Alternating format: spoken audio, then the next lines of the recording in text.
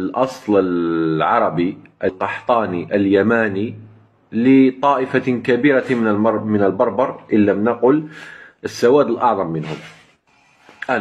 أنا في وقت مضى كذلك كنت متأثر بالنظرية ما تسمى الأمازيغية. كنت أتبنى أن المغرب العربي ليس عربي وأنه أمازيغي، وكنت نتقلق كي نسمع كلمة بربر ونقول لا أمازيغ وما إلى ذلك. لكن الفرق بيني وبينكم أنني نقرأ نبحث. ما نقولش الفرق بيني وبينكم حتى لا يخيل للسامع أنني أفتخر بذاتي.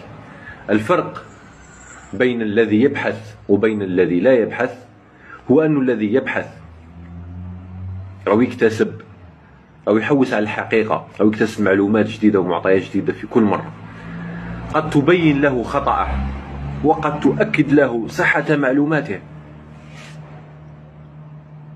أنا كانت عندي الشجاعة أنني عندما تأكدت أنني لست على الحق تبنيت الحق، تبنيت ما أراه اليوم حقا.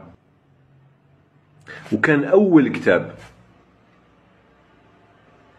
أنار لي ضرب الحقيقة في هذا الميدان هو كتاب ألفه كاتب زواوي.